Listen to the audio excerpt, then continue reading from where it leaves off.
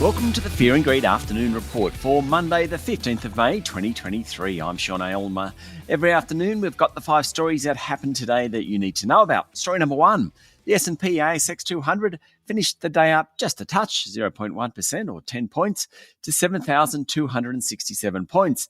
It was a rough day for the financials, while the real estate stocks did best. Both ANZ and Macquarie Group went ex-dividend today, meaning if you buy shares in those companies tomorrow, you won't receive the upcoming dividend. Those companies finished down 4% and 2.1% respectively. Otherwise, the banks were mostly lower. The big iron ore miners did particularly well. Worst on the day was Elders. Its share price fell 13% after releasing its half-year results for the 6 months to the end of March. Revenue was up 9%. But pre-tax earnings fell 38%. The bottom line was hit by weaker crop input prices, stuff like fertiliser, poor weather and lower livestock prices. Boss Mark Allison attributed the slide in the share price also to poor sentiment around agricultural stocks. Story number 2, plenty of corporate activity today. The board of Newcrest Mining, Australia's largest gold digger, accepted a $26.2 billion bid from North American giant Newmont. Private equity group TPG upped its offer for InvoCare, Australia's largest funerals group. Following the new $1.9 billion bid, the board of InvoCare agreed to open its books to TPG for due diligence. The board also said it will recommend the offer to shareholders, assuming an independent expert's report backs it and there's no superior offer. Now, the share price of InvoCare, which owns brands White Lady Funerals and Simplicity Funerals, jumped 12% today, the best of the top 200. Staying in the M&A world, Aristocrat Leisure will buy a NASDAQ-listed gaming software company for $1.5 billion. The purchase of Neo Games will give Aristocrat a foothold in the fast-growing US online gaming market.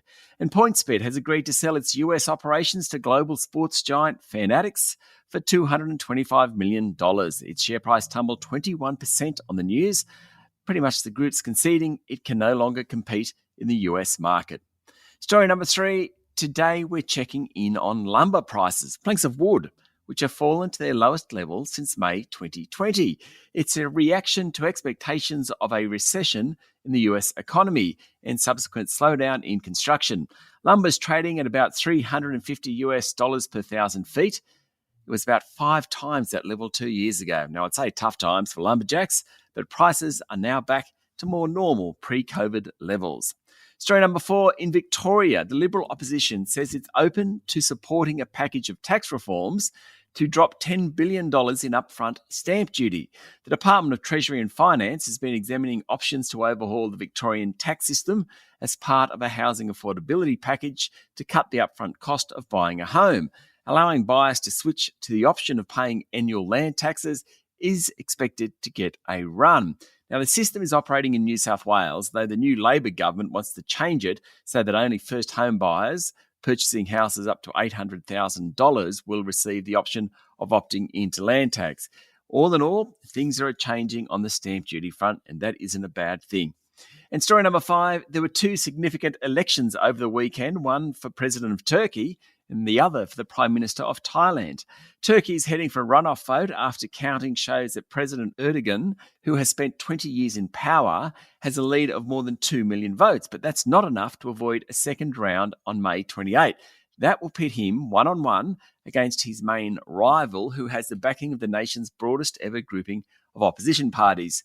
And Thailand's pro-democracy parties notched a strong victory over the weekend, setting up the biggest challenge to the royalist-backed establishment since the military seized power in a coup nearly 10 years ago. With 99% of the vote counted, the Move Forward Party, an advocate of changing a law that restricts criticism of Thailand's powerful monarchy, led both in total seats and popular votes. But whether the party will provide a prime minister depends on the vote of the military, which gets to appoint 250 senators. That's it for the afternoon report for Monday, the 15th of May, 2023. Don't forget to hit follow on the podcast and find Fear and Greed on LinkedIn, Instagram, Twitter, and Facebook. Join Michael Thompson and I tomorrow morning for the Fast 5 by Fear and Greed, the top 5 business stories you need to know in just 5 minutes. I'm Sean Aylmer. Enjoy your evening.